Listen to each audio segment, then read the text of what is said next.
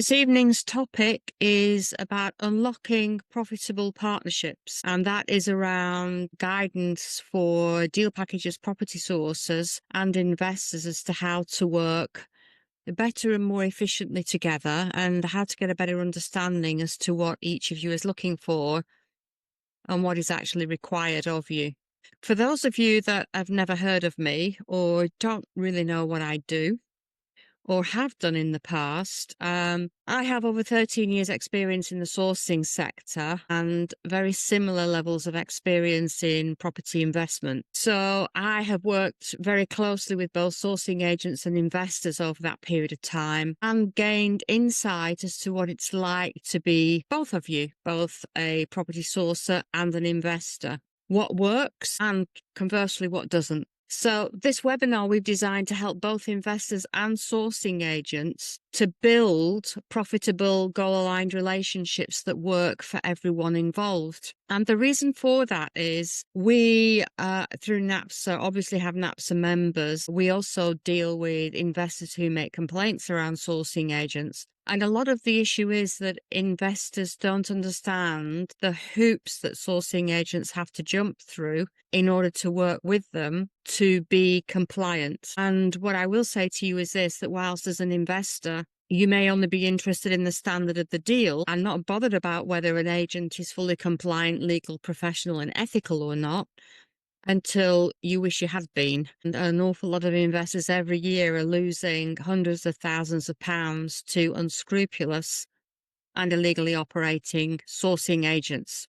So let's have a look and see how we can make the situation easier and make it easier for sourcing agents to gain the trust of investors under certain circumstances and make it that the investor has the knowledge to be able to ask the right questions and know whether they really should be or want to work with a sourcing agent. We do have a lot to go through, but bear with us. The first point is the benefits. Why, as an investor, would you work with a professional sourcing agent in the first place? And how can sources benefit from building relationships with investors over the long term? Secondly, how to make it work. Putting everything that you learn into practice and how to start your new professional relationship in the best way. Then we go on to some challenges and solutions. I know from experience that rarely does anything go smoothly. And so how do you overcome these issues, and what are the most common business blockers that we come across from chatting with both investors and sourcing agents? We then give you a little bit about NAPSA and what makes our NAPSA approved agents different, how we help investors, and then at the end there's a chance for you to get your key questions answered by members of the NAPSA team. So let's have a look at the benefits of a professional partnership. And I have to say that when it is done right and when the safeguards are followed, you can both build profitable outcomes. And I know this from experience because operating a sourcing business over 13 years, we haven't worked with hundreds of investors. We always worked with a small number of investors at any given time. We never worked with hundreds. We didn't have lists of hundreds, but we had what I called Heathrow airports around us. We had them packed and stacked above us, circulating, waiting for an opening and an opportunity to actually come in and land, register with us and work with us. So I do know from experience that the building of the relationships is actually absolutely key, certainly for the sourcing agent. But from the investor's perspective also, it can significantly help you if you find the right sourcing agent to work with. So from the investor perspective, working with professional sourcing agents, what benefits does it give you? The old one is it saves you time, but it might be old, but it is absolutely true. It significantly reduces your legwork, fewer viewings, and no filtering for market deals. So when the sourcing agent understands exactly what it is that you're looking for and exactly how you're going to assess it, and that statement you're going to hear me state an awful lot this evening, that is when it saves the investors time. But that trust has to be built up, and it is built up over a period of time. But from the investor's perspective, there is no doubt at all that it does save you legwork. The majority of investors that we have worked with in our sourcing business did not live in the locality that they invested. One of them actually did, but for us over the 13 years, I think that was about the only one that we knew and worked with that actually did that. The rest of the investors that invested in our area actually lived quite often many, many miles away. And so the thought of having to travel north and view properties over a weekend, isolate them, decide which was worth putting an offer in, put the offer in, negotiate, pull all the information together, all of that work can be done for you by the sourcing agent.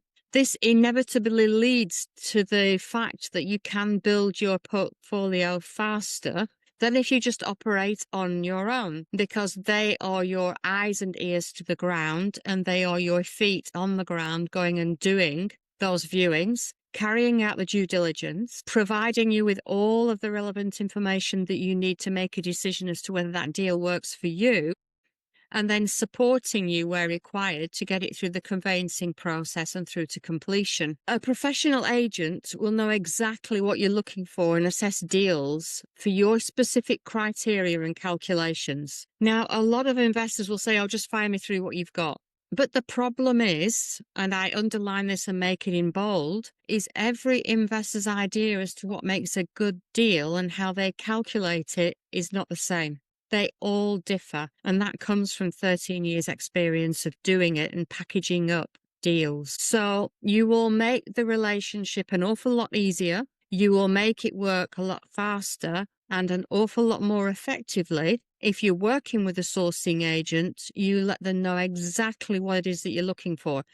And I don't mean a two-bedroom terraced house with a yield of or an ROI of or a cash flow of, but how are you going to assess that deal? I know from experience that most investors have spreadsheets that they use, or at least a formula to calculate the returns that they are looking to achieve, whatever type of formula that is. It is essential as part of the relationship that you share that with the sourcing agent. Why? Because they may not know exactly how you calculate your returns. And everyone is different. And if they calculate it in a different way and you say that doesn't fit my criteria, they won't know why. And you will always miss hitting the nail on the head. It will slow your progress down. Trust me when I say it will frustrate the sourcing agent.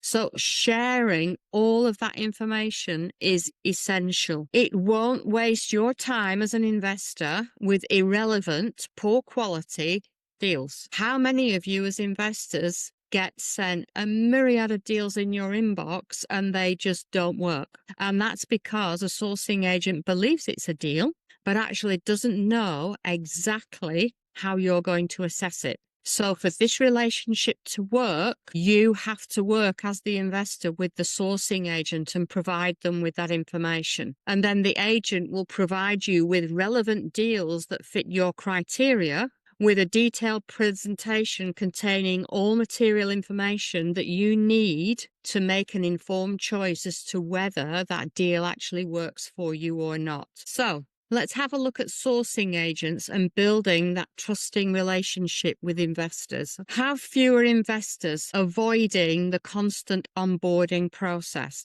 I hear an awful lot from people saying, I'm building a list of investors in a spreadsheet. And a lot of sourcing agents on social media will say, I've got a list of 1,000, 2,000, 10,000, 20,000 investors. Work with me. How many of those have actually bought from them? Because I can tell you, you don't need 1,000, you don't need 500 or 100, you don't need 50, you don't even need 20.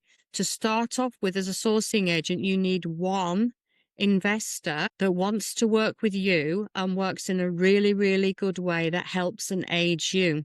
It's a very common known thing in marketing and sales that it's much easier to sell multiple subsequent widgets to the same person than it is to constantly try to find new buyers who haven't built up that trust with you. Once you've got that first deal over the line and it works with the investor as well, it's easier for you then to wash, wipe and repeat and move forward. Once you know how to hit the nail on the head as to what the investor's looking for, It makes their lives easier and you build their portfolio faster. And of course, you end up then with multiple deals coming through. So avoid having the thought of needing 100 investors in your pipeline. You absolutely do not. One is more than sufficient to start off with. And another caveat that I will put on this for sourcing agents is don't have multiple investors registered with you that all want exactly the same deal with exactly the same type of returns from exactly the same type of area,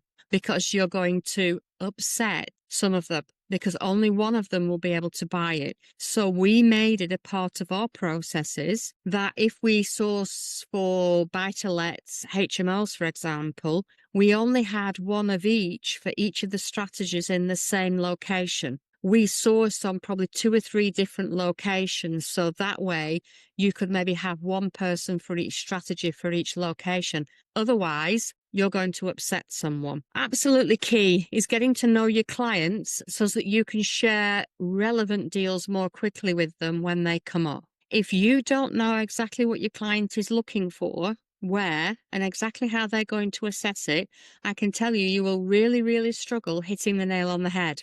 Some years into our sourcing operation, we work with other sourcers across other areas. And we had one sourcing agent that worked with us over in the Yorkshire area. And we had an investor who came and registered with us. They were originally from outside the UK, but lived within the UK and had done for many years and were investing in HMOs. I made the mistake back then of just allowing what I call a wishy-washy description of what was required and what returns were required. And this sourcing agent over in Yorkshire went off on a weekend, absolutely pouring down with rain, and brought me back 2 or 3 deals that she felt actually fitted the criteria. We presented them and the investor came back and said, no, those don't fit my criteria. So I said, well, why don't they fit your criteria? And this person said, well, just keep sending them. And it was then that I had a light bulb moment. And I thought, we're doing an awful lot of work. My co-sourcer over in Yorkshire was actually going out in the pouring down rain and viewing these HMOs. We were pulling all of this information together in a presentation just to have it kicked back. So I said, no, I need to know exactly why they don't work. And I need a formula for you to use as a calculation to ensure that any future ones do. The person refused to give that to us. So I said, well, I'm sorry, but I'm terminating our agreement. We're no longer working for you. Why? Because if you don't know exactly what is wrong with what you're sending through, you may never work out what the problem is. And there are a lot of investors out there, sorry, you guys who are investors, that are equally great at wasting sourcing agents' time, just as there are sourcing agents that waste investors' time. So please, please bear that in mind. You need to develop a consistency of service with repeat customers. And the way that you develop that is by having really, really strong controls and procedures in place about how you onboard, register, and deal with those investors. I'm not going to go into more detail in that for obvious reasons. We don't have time this evening, but the tighter you have your controls and procedures and how you deal with an investor, it will get you closer to achieving your goals a lot faster, because the investors will see you as being professional. And it will be very, very clear what they're going to have to do right from the very beginning. It reduces the need to constantly look for new investors to work with. I said earlier, it's really, really tough if you're trying to always find a new person to buy from you. People buy from people that they know, like, and trust. And that takes time to build. Even when you're working with investors, that first deal will get you so far over the hurdle, but deals 2 and 3 will get you much further. And that does take time for that to be the case. So instead of looking consistently for always new investors to work with, find one that actually wants to work with you. See if they will give you a review or a feedback, testimonial, as long as they're happy with your service, and then use that in marketing to attract other investors. And by the way, if you do a really, really good job with an investor, you will start getting what's known as word of mouth referrals. And in the end, in our sourcing business, we never advertised at all. We didn't have to do. We always had a backlog of investors wanting to work with us, but it does take time. It is not a switch of the light, and it will not happen in 30 seconds flat. So let's have a look at some top tips for achieving that success. By the way, it will take that keyword work, but it takes clarity on both sides from the investor and the sourcing agent for the ability to be able to build up a trust and workable relationship to actually happen. Honesty. And we put this as the number one thing. I don't know about you, but I find that a lot of sourcing agents make figures up to make a deal look good for someone to buy. And you have to be honest. Being dishonest is not the way to set up a business and start working, because you will get a really, really poor reputation. And those of you that have been around the industry long enough know that property sourcing and deal packaging has a poor enough reputation anyway, without all of you adding to it and bringing it down further. So you have to be honest about how you assess your deals, and you have to have the knowledge of the strategies that you choose to source for and the geographical locations that you work in and how you've gained that experience and knowledge. Just saying, I source any strategy anywhere in the UK, certainly for me doesn't wash, because for me, unless you can put boots on the ground, you know the area very well, you know the areas where the strategies that you have chosen actually work, and you know what a 2-bedroom terraced house in poor condition, moderate condition, good condition sells for and will rent for, if you're doing buy-to-lets, then your knowledge is lacking.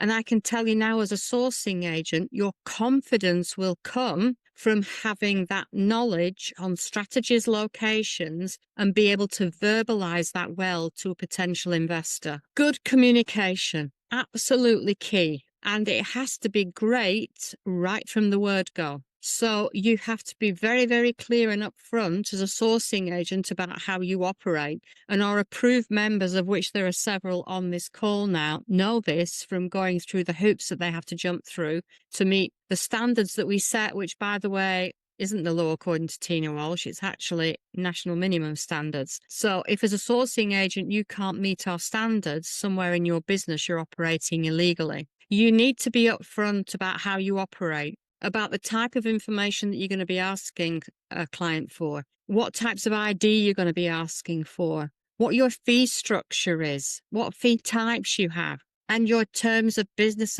agreement has got to give clarity. It's got to be a good terms of business agreement. Before an investor signs up with you, they have to be confident that they understand exactly what's expected of them, exactly what you're going to do for them, exactly how much of a fee they're going to have to pay, when they're going to have to pay it, and what the status of that fee is. And by status, I mean, is a fee that's taken up front refundable, deductible, or non-refundable? All of this information is absolutely key. And by the way, it is legally required for you to provide this information up front before an investor actually signs your terms of business agreement or whatever contract you use to secure them, which, by the way, should not be an NDA. We talked about clear structures before, and a lot of our approved sourcing agents have had great feedback because they have a guide, and a guide doesn't have to be all singing and all dancing. It could be a Word document with just steps in it.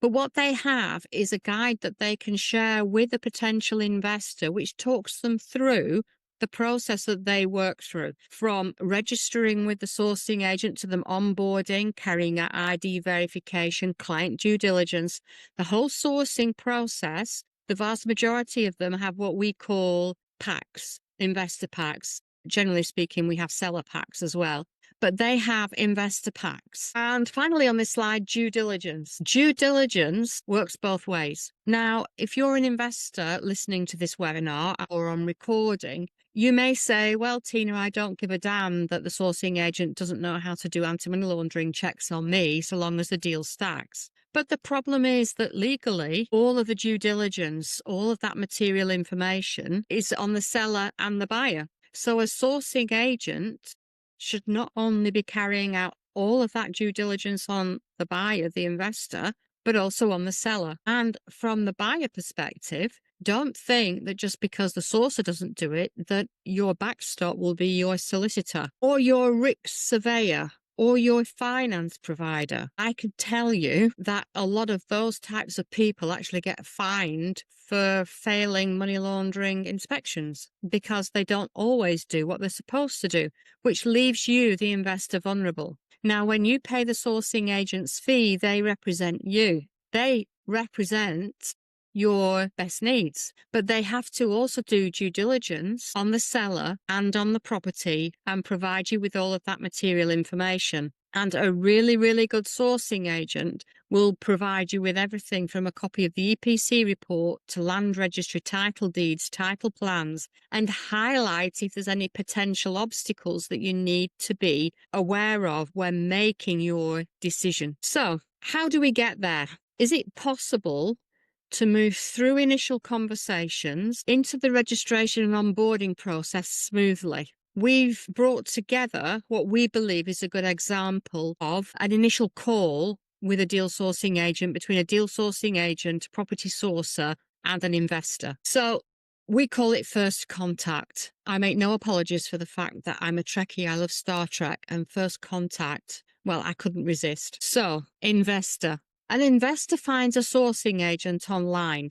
They review their website and social media before booking an initial call. Now, quite often, investors will stalk sourcing agents for weeks, if not months, before this process takes place. This isn't necessarily overnight. This could be over a long period of time, and every investor is completely different. They answer a few questions on the booking form to help the sourcing agent prepare. Now, I always suggest that sourcing agents use some sort of call booking system whereby they can ask some questions. Why? Because from the sourcer perspective, the questions are key to proving what's known as KYC. Nothing to do with Kentucky Fried Chicken. It's around knowing your customer, which is key to meeting anti-money laundering regulations. So they ask a few questions. It also means that there's some topics for conversation immediately without having to waste time on the call just to ask some basic questions.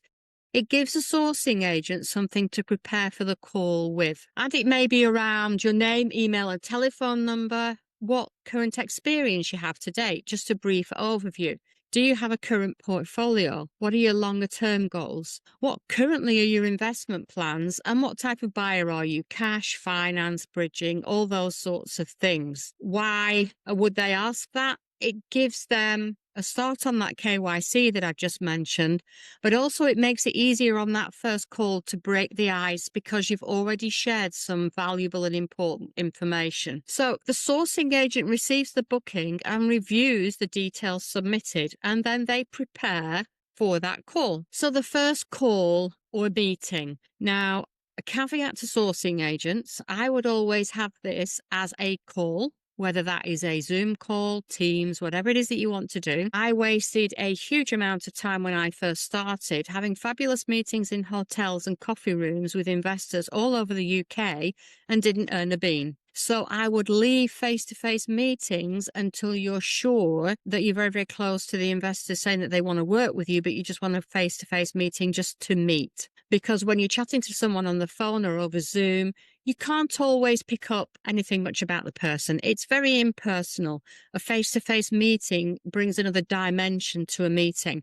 But as I said before, caveat, I would always advise that first meeting to be via a call, unless you live very, very close to the investor. So, generally speaking, the sourcing agent will start the call, and after, as we do in this country, converse about the weather, all sorts of different things. They will generally go into doing an introduction about themselves, a brief company overview, and then encourage the investor to share more details. And generally speaking, ask if the investor minds if they make notes during that. And the investor then shares more details on their investment criteria, whatever that might be. And hopefully they explain about their investing experience, their goals, and current deal expectations. Now, I would hope the sourcing agent is in a position to be able to share example of the onboarding process or make it available for them to have a look at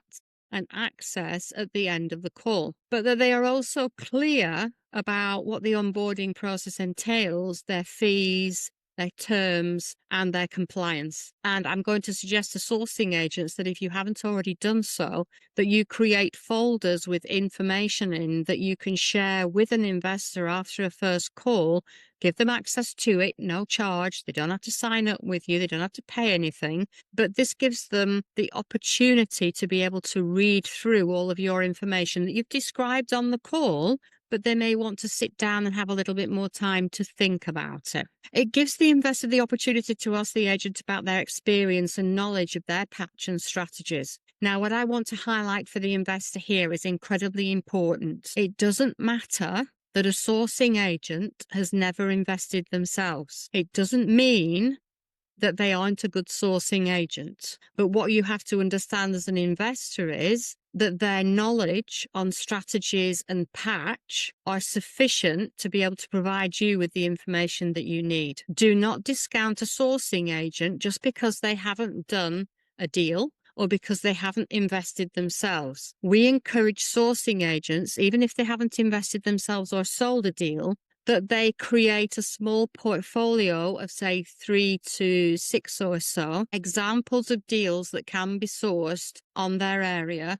covering each of the strategies that they will source for to give you an idea as to what can be sourced. We encourage them to share the formula that they use to calculate any returns that they show within these example deals. Just because one of them doesn't match your criteria doesn't mean that they can't find what you want. So all you have to do as an investor is say to them, those don't work for me. However, could you meet this criteria, and be really specific about what your criteria is and how you calculate it. And last for the investor is to ask to see relevant compliance information and confirmation on the next steps. That folder that I said about the sourcing agent may well, or I'm encouraging people to have, folder that they can share with their investors or potential investors that can show example deals that they have sold or that they can. If as a sourcing agent it's a deal that you have sold, under data protection, you need to get permission of the person that you sold it to share the data around that deal, because they own it. So you would have to get written permission from the person who you sold the deal to be able to share full details of the deal. There would be no problem in sharing highlights, but not giving away the full facts. Compliance information is really, really important. Just because the sourcing agent says they're fully compliant does not make that so. And just because they might have insurance in place and be registered with redress, ICO and HMRC will not protect you as an investor if something goes wrong, if a lot of other things aren't in place either. So don't take their word for it. Ask for proof. Ask to see a copy of their insurance policy and make sure that it's accurate. Ask to see the certificate from the ICO for registration, redress. Ask them to prove that they are registered with HMRC. And I would also be asking to see a copy of the agreement that they expect you to sign, along with any other paperwork or other agreements that you have to sign at a later stage in the process. The sourcing agent will then explain the next steps after the call and what they need from the investor. We always suggest that you offer the investor to look at documentation before before they have to make a choice. Investors like to go away and think about things. They may go off and do some more due diligence on you. They may go off and do some more research. But for them to be given access to documentation, to guides, to read the contract they would have to be signed, really, really helps with that building of the trust. Honest and clear communication from the start is absolutely key. If you tell lies or you caliphage figures on deals to make them look better than they are, certainly an experienced investor will know and will walk away. But do not pressure the investor to sign and put money in your bank as a registration fee, because if you put pressure on people, they will walk away. Think about how you would feel. It is not an interrogation. Not all investors will provide you with all the information that you need on call one. Sometimes you can have 2 or 3 calls and have a couple of face-to-face meetings before they will register with you and go through your onboarding process. Everyone is different. So, important note for you here, investor due diligence. Even if an approved NAPSA member, you investors need to see proof for yourself. Before signing any documents, please ask to see this list first. And remember, NAPSA carries out a 25-point check on our approved members and we monitor them. But we encourage you to ask for proof because we know that our approved members can prove it. Whereas I would say 90% of sourcing agents out there operate illegally and probably can't. Redress registration. They have to be registered with one of two approved redress schemes, either the TPO or property redress. They have to register with HMRC for anti-money laundering supervision. They have to register with the ICO for data privacy supervision. They have to have fit-for-purpose insurance. And the amount of people that we have coming through our registration process for NAPSA, whose insurance says anything but property sourcing, and it just isn't fit for purpose, but they've gone with the cheapest, or they haven't been honest about what they do, and they've got an off-the-peg estate agency policy, which 99% of the time will not cover. So you as an investor, if you see a policy and it says estate agent or anything other than property sourcing, deal sourcing, property sourcing services, I would tell the sourcing agent that you want written proof from their broker that that policy is actually still live and covers them for property sourcing services. They have to have data protection training. They have to have anti-money laundering training. And really around the sourcing sector, anti-money laundering training should be bespoke for the sector that they're operating in. Just taking a £1 free course, £9.99 course online will not teach them how to operate compliantly and for them to understand how to keep you as the investor safe. They have to have professional documentation in place. They have to have an anti-money laundering policy, a data privacy policy, an overall AML, that's anti-money laundering, business risk assessment, AML client risk assessments to cover buyers and sellers, whether they're individuals, companies, trusts, or represented by third parties. They must have AML controls and procedures in place as to how, when they've risk assessed a client, what standards of due diligence they carry out, where they do it, and what levels of due diligence they do. Fit for purpose contracts for securing sellers, deals, and the buyer, and an in-house complaints policy. More importantly for you as an investor perspective, they have to have the knowledge. They have to understand their location and strategies. We know from experience of 13 years sourcing, you can look at a patch of 2-bedroom terrace houses, which is maybe 20 streets across, but only 2 or 3 of those streets might actually work for lots of different reasons. A couple of them could be known locally as crime streets, as they were in our location. Or at the other end, the prices for purchase could just be too high and don't give the yields required. So the knowledge as to where those sweet spots are, the knowledge as to where buy-to-let works, where HMOs work, where flips work, where first-time buyers buy, is all key dependent on the strategies that the sourcing agent sources for. Your goals. Do you feel convinced that the agent understands what you're looking for specifically? And have you provided them with all the information that they need to get that understanding? Do you know what you will pay and when? If it's refundable, deductible, non-refundable. If it's refundable legally, they have to hold it in a client account or an escrow account, and they have to have sufficient protection, usually insurance, to cover it. I can tell you at this moment in time, sourcing agents can't get client accounts, and insurance providers for a client account are few and far between. The likelihood is they can tell you that the fee is refundable, but at the end of the day, one of the biggest complaints investors make when they're losing money to sourcing agents is they've paid money up front and they can't get it back. All information. Have you provided the agent with all the information they need to make a start and source for you? So follow-up and onboarding. This is really, really key from the sourcing agent's perspective. It's no good having a call and then forgetting about the investor and not communicating with them.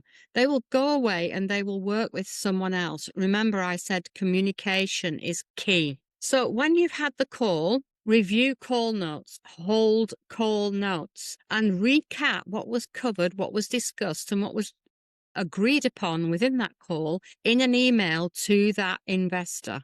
This shows that you've understood their brief, but also a call, a chat, isn't recorded and can't be used as evidence to prove what was said, what was agreed or not. But you recapping in an email and asking for the investor to agree that that was the case is absolutely key. And you should be doing that within 24 hours of the call having taken place. I said earlier, it is a really, really good practice to share a copy of your pack for the investor, whatever that will contain. So your onboarding process, what do you ask them for? Proof of your registrations, insurance, and training. Hold copies of your certificates, your anti-money laundering policy and data privacy policy, terms of business agreement that the investor will have to sign. Clearly defined fee structure and clearly defined next steps that will have to be taken.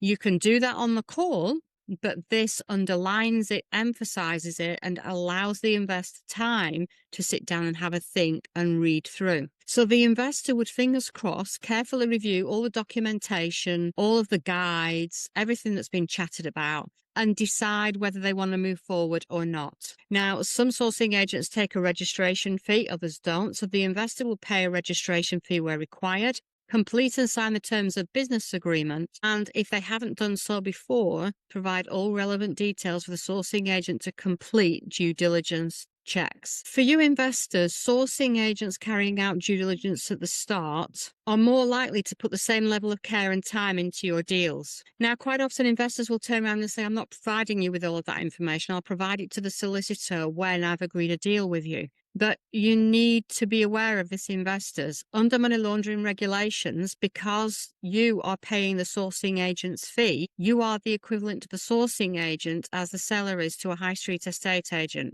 And they, by law, have to carry out ID verification and client due diligence on you at the latest point when you sign an agreement to work with them.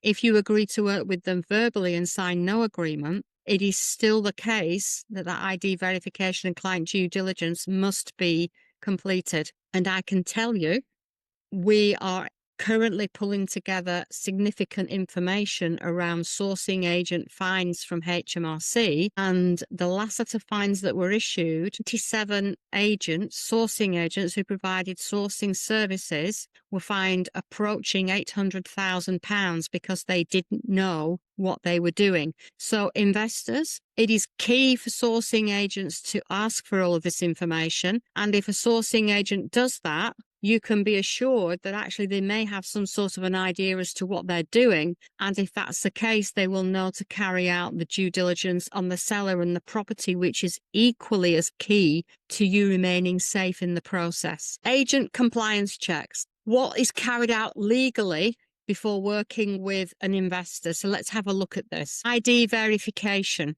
Basically, you ask the investor to prove they are who they say they are and they live where they say they live. And that's basically what ID verification is. Now, compliance checks are carried out under two sessions. The first is what I call manual, and the second is electronic. So ID verification, the sourcer will ask you to provide copies of documents that will prove those points: driving license, passport, utility bill less than 3 months old, etc., etc.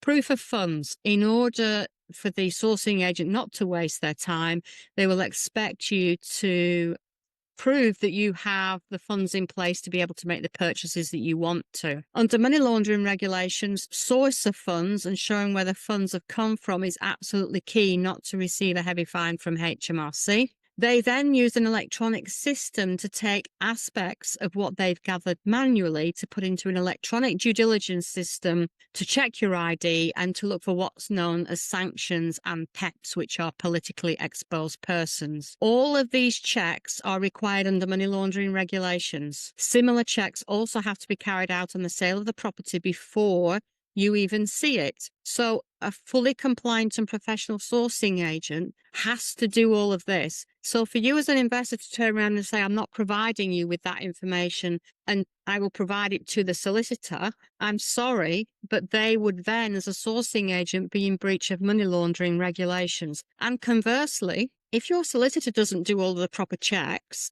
and HMRC get wind of the fact that an agent has acted illegally, it could drag you as the investor into a money laundering investigation, which I'm sure none of you want. So then the next stage is the sourcing agent starts to deal source for you. So they share their specific deal calculations and a reminder on specific requirements to the sourcing agent so that they are fully aware of what needs sourcing for. And the sourcing agent starts to research for properties using the investor's calculations. They will gather all relevant material information. I'm not going into what is material information this evening, and package the deal into a formal presentation for the investor to assess. Deals may not always come in one go. Some months there may be none, and then 5 in the next, and agents cannot predict what will come through and when. So as an investor, if you say to an agent, when will you send me my first deal? How many are you going to send me in a month? How long is a piece of string? I know from experience with building portfolios up from investors, you may go 2 or 3 months and nothing, and then 3, 4, 5 will come on. And that is just how it is. It can't be predicted. And be aware that deal completion can also take time.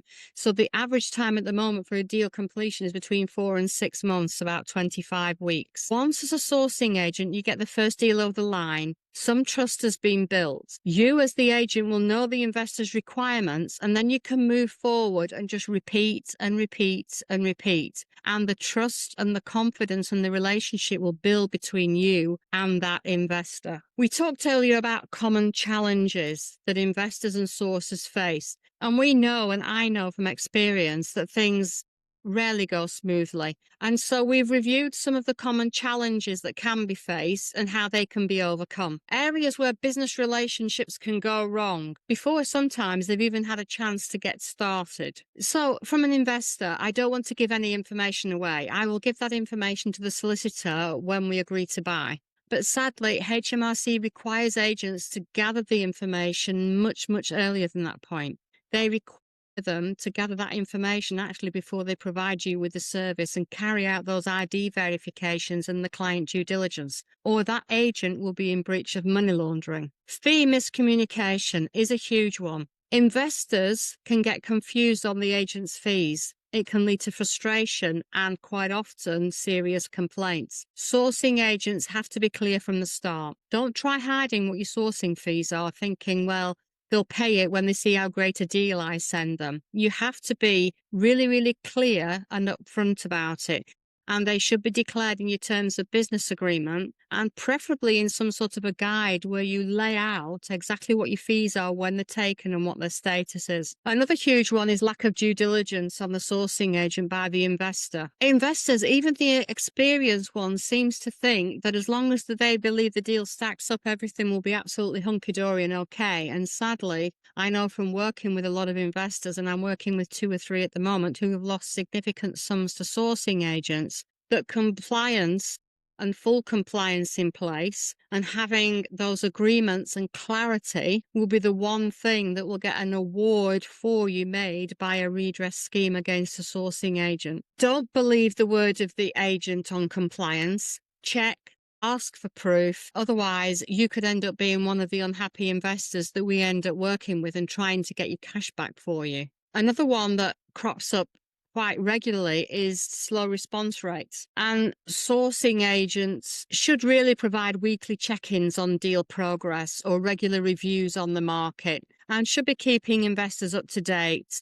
No matter what stage you're at, once you're registered with them, they should be keeping you up to date. Now, you sourcing agents, if you get an inquiry from an investor, I can tell you that if you don't respond within about 24 hours, you've probably lost the investor, because there are a lot of other sourcing agents out there who will want the work. This is a business and has to be treated as a business. So the other one is the property was not what was expected. And I put in there brackets material information. A professional agent will gather all the material information required for an investor to make an informed choice. And that will cover not just whether it meets your investment calculation criteria, but for argument's sake, is there Article 4 in the area where you're looking for HMO? Is there landlord licensing? How much is it? If you're doing SA, is there a restricted covenant on land registry which stops subletting? All of this information is considered to be material information, and legally it has to be provided to you, the investor, prior to you saying, yes, I want to buy that. Because let's face it, at the end of the day, if you say yes and you don't know it, and then it costs you money with the solicitor to do searches and all sorts of other things, and then you find that actually it doesn't work for you, you won't be very happy. But conversely, for the sourcing agent, it could be danger zone, because you could make a complaint to the redress scheme that they're registered with and make a complaint that all information wasn't submitted to you to make your decision from, and you had expenditure as a result of that, which you wouldn't normally have had, and it cost you the deal. So material information around that deal is incredibly important. So what makes NAPSA members different? Well, NAPSA is the National Association of Professional Sourcing Agents, and it was set up specifically to provide guidance, support and education for professional sourcing agents and deal packages, purely what it's been set up for, as well as supporting investors and educating investors as to how those professional sourcing agents have to operate. We work directly in partnership with both of those government-approved redress schemes, Property Redress and the Property Ombudsman. We also work very closely with HMRC's anti-money laundering team and NCLAT, which is National Trading Standards for our sector. So on the NAPSA site, as an investor, if you haven't checked us out yet, you can actually go to the NAPSA site, and as you can see where it says source of results, you can enter in a location, a region, strategy, and ask the system to filter. It will only filter for you approved members. We have members who are new members or are in review that aren't as yet approved, and we are working with them to get them to meet national minimum standards. Everyone that is searchable on that platform that you will be able to see meets national minimum standards and are monitored for that. You can see the list that it brings up for whatever it is that you filter, and you can click on each of them and open up a profile, which will give you overviews, frequently asked questions, and the tick boxes on the right-hand side are just to reassure you that they are compliant with regard to those tick boxes. NAPSA carries out a 25-point check on all members, and they have to pass everything before they become approved. And we cover registrations, insurance, what fees they charge, professional documents. We look at their website. We interrogate everything to make sure that our agents are compliant and operating professionally. Local knowledge. If they state that they operate in various locations, we ask the question, how have you got your knowledge of those locations? How have you got your knowledge of those strategies? Because I don't believe that an agent can be based and live in London and source properties in Liverpool when they've never even visited. That to me is not property sourcing. It is not providing a professional service. It is not ethical, in my opinion. Other people have different opinions. It helps our agents to develop trusting relationships a lot faster because you don't have to do due diligence on them. You know that NAPSA has done it. And I can tell you now that our approved agents have everything that is required for you to be able to have a look at prior to deciding to work with them. So we ensure that they have a good knowledge of sales values, current rentals achievable, and that they want to understand your interests so that they can source to order, which is really, really key to getting you the deals that you want in the numbers that you want. So search platform on NAPSA is completely free of charge for investors to use. They can search for as many sourcing agents as they want. They can actually message the sourcing agent from their profile. There is no fee. We also do not charge investors a fee for any deals that you do with any of our approved sourcing agents. As far as sourcing agents are concerned, there is an annual fee for membership of NAPSA, and in year one it's £295. Year two and subsequent years it's £220. And please bear in mind that those prices are excluding VAT.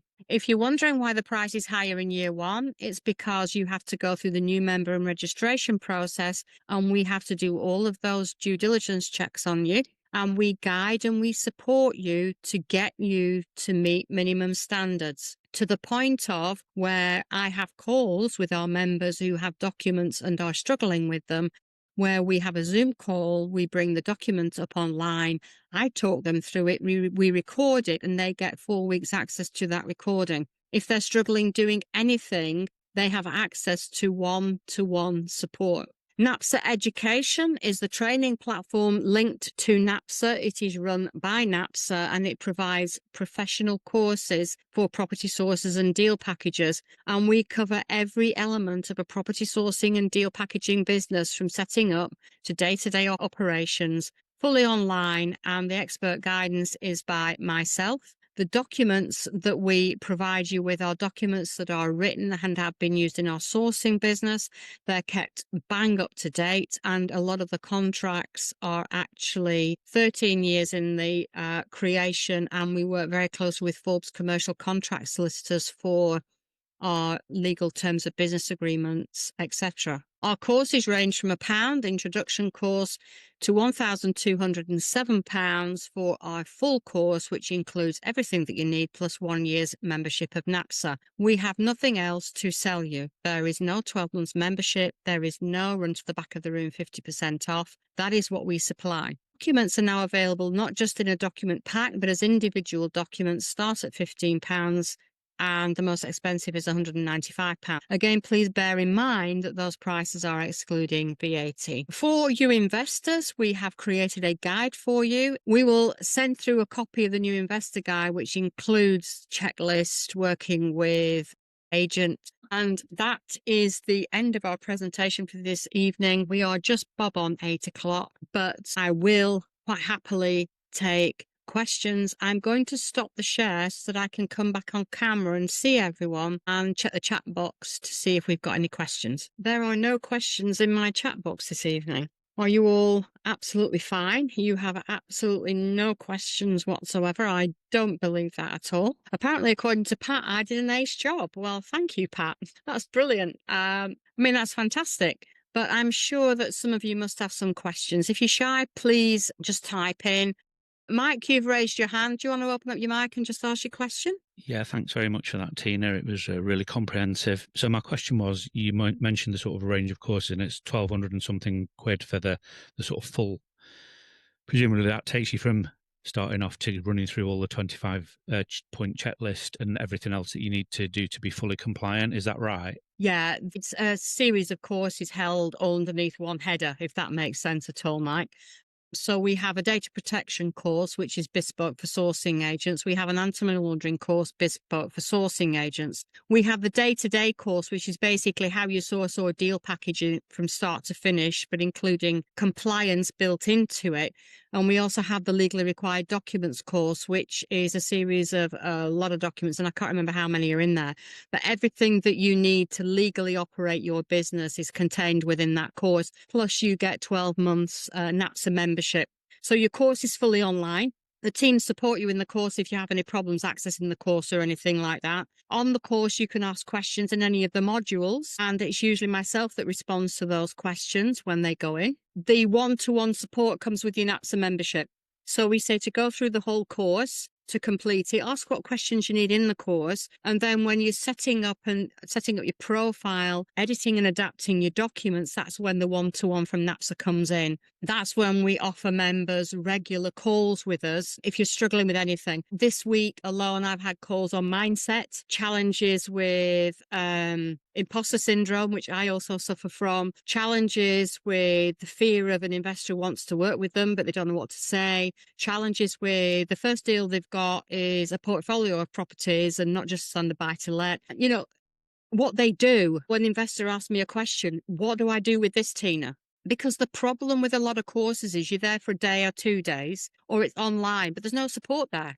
And you get an investor and they ask you something and you've no idea what to say. And this is where the one-to-one support comes in with NAPSA. I've sourced for over 13 years. There isn't anything that I haven't seen, been through, done, or dealt with. And a lot of you get also access to a private community. Initially, you go in the big community where everybody goes in who's a NAPSA member, but there's also a sub-community of approved members, and they can co-source together because they know that they're completely legal. So does that help a little bit, Mike, about what's included? That's really helpful. Just one quick follow-up, which is there a sort of precursor checklist in terms of what you'd need before you can start on that? So you obviously need a website, you need to be registered with HMRC. No, you don't. You just do... No. You know, if you haven't done anything, that's great. Don't do anything because we tell you what order to do everything and how you do it. Right. Okay. That's even better. Thanks for that. No problem. If you've got a question or anything, just raise your hand and I will see that the hand is raised. I think we've got some questions in the chat box now. Mike started everybody off, you see, so now everybody's getting brave. Jackie and James, you mentioned providing investors with reviews of the market. What exactly are these? Sourcing agents quite often say to me, Tina, I've never sold a deal. I've never invested. How can I get an investor to trust me that I know what I'm doing? What an investor is interested in more than anything else, a lot of investors, even more than your compliance, sadly, is that you can actually assess a deal. And that's why I said it's really, really important that you have boots on the ground in your geographical location. Decide one or two strategies maximum, preferably no more than three, but you have to know them very well. So if you're going to do buy-to-let, HMOs and service accommodation, what are the legalities around the running of those? What are the individual legalities around running those in your geographical location? I said Article 4, landlord licensing, understanding all of that. So boots on the ground, what strategy works where and best? What returns can you get? And you can get all of this information by research and storing it and learning it. And so what I tell people to do is get boots on the ground, understand the strategies, understand your geographical location, and then go on to Rightmove or wherever you want to go and look for a deal that you believe will give a return. Now, in order to understand what a reasonable return is, you'll have to understand what an average return will give on your area. And that information is out there if you just go out and you look for it. You find a property and you assess it as if you had an investor to buy it. You put a deal presentation together with all that material information and you put in there whatever returns you want to show, but you provide what calculation you have used for that deal in that calculation. What I would suggest strongly that you don't do is provide a full postcode and full address for it, or the investor could just go behind your back and go to the street and just have a look for themselves. So, don't give away all of that information, but create examples of this type of deal that you can find on your patch. It doesn't matter that you haven't sold one. What the investor wants to see is how you are going to present it and what information you're going to provide. And what you say to an investor is, these are examples of deals. I've given you examples of the ROI, the yield, the return on cash invested, whatever it is. I've also included the formulas that I use. If that doesn't work for you, if you let me know what would work for you and give me the calculation, I can let you know honestly whether I believe I can fulfill what you require or not fairly quickly. And then we don't waste each other's time. I mean, let's face it, if somebody wants 35% below market value and a 20% yield or whatever it is, why would you waste your time? So, be honest with each other. Muna says, would the AML checks, ID verification checks process be any different to normal when you're onboarding foreign investors who don't live in the UK? Yes, Muna. Without going into a huge amount of detail, you have to risk assess your clients, and the risks are based on a lot of different things. One of them is the country of origin or country they're living in. Where's the cash coming from? What strategy are they investing in? Are they cash buyers? Let me give you an example. If you have a foreign investor investing in a property that they're going to flip in the UK and the cash buyers, that's a much higher risk than a UK investor investing in a rent to rent. Does that make sense, everybody? Give me a nod if that makes sense. So you're risk assessing not just the client, but the deal that they're going to buy from you. I hope that helps. Pat says NAPSA is unique in the support that offers property sources. I know because I've used it. Yeah, Pat and I had a chat this week. And if I was an investor personally, I wouldn't go anywhere else to find a sourcing agent. Andrew, are the fees from NAPSA members, investors capped, or can they charge what they like for a sourcing deal? Andrew, when I do due diligence on the sourcing agent before I approve them, I read all of the documentation and they have to declare to me what fees they charge when they charge them, how much they are and what their status is. So if they're refundable, non-refundable, deductible. I know from a great deal of experience of working with both redress schemes and seeing where awards have been made against sourcing agents, what redress schemes think is reasonable and what they don't. How can I explain that simply? Fees up front are not illegal. What you have to be aware of is fees up front usually take one or two, maybe three differences depending on how the sourcing agent works. One, some sourcing agents charge you a retainer where you have to pay monthly for them to go out and do the research and all of that sort of stuff. I am not keen on that model at all. Others charge you a registration fee. When you say, I want to work with you, they will charge you a smaller registration fee to bring you on board. Reason for it? You get a lot of time wasters who are investors who say they've got £500,000 in the bank, but actually won't pay you £350 to onboard them. And there are costs for sourcing agents, not just for the setup of the compliance, but for actually doing due diligence on you guys as well. Not just in the electronic system, but in time. So usually the registration fee is non-refundable. You pay it, you come on board, you register, you on board. Underneath that, sometimes sourcing agents charge a reservation fee per deal. Sometimes these reservation fees are refundable, sometimes they're deductible, sometimes they're non-refundable. If they're refundable, they have to be held in a client account or an escrow account. They cannot just go into a standard bank account. And I can tell you this is the biggest place where investors lose cash. Because I'll tell you now, the vast majority of sourcing agents do not have a client account and hold it in the business account and spend it. So can fees be capped? There really is a cap for fees that can be charged for deals, but there is no set legal statement as to what is okay or what isn't. I know from experience from complaints made to redress schemes what they perceive to be fair as upfront fees, non-refundable. So those sourcing agents that want the full fee, 3, 4,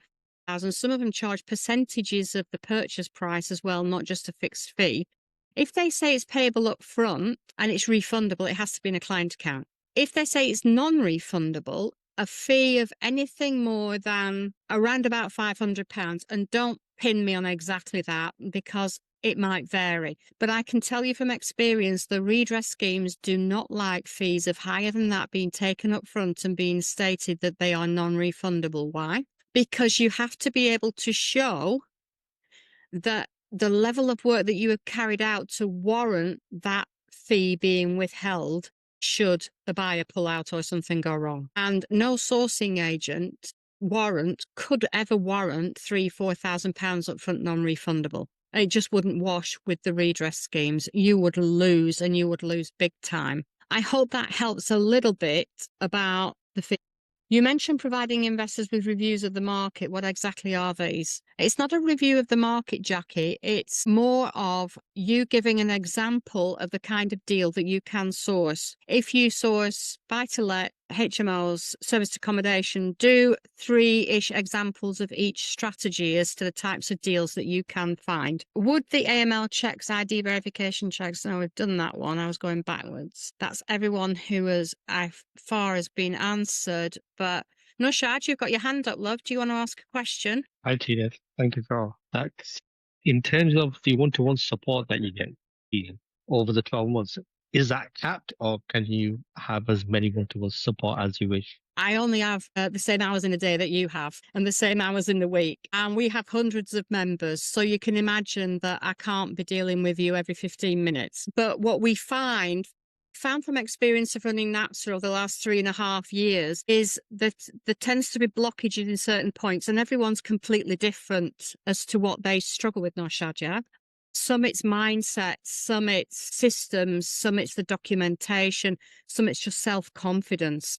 So when you need some support, we can provide you with that support. What I will say is I'm not on permanent demand by text message, by email and by telephone call several times a week. I mean, Pat Hanson Saunders is on. He's one of our approved members.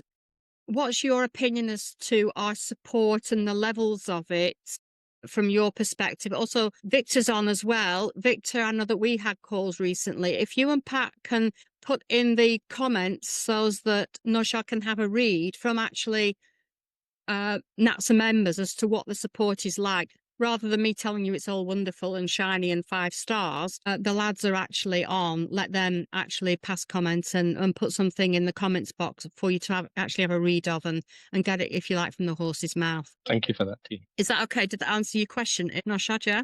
Yes, it did. Thank you, Tina.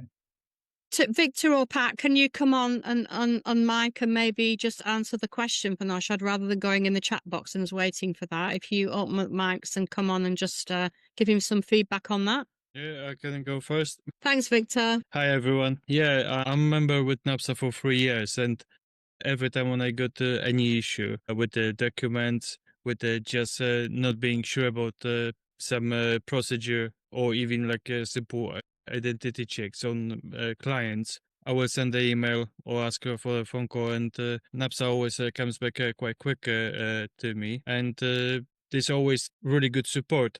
Even like this month, I'm going through renewal on all my registrations, and I'm getting 2 weeks before reminder.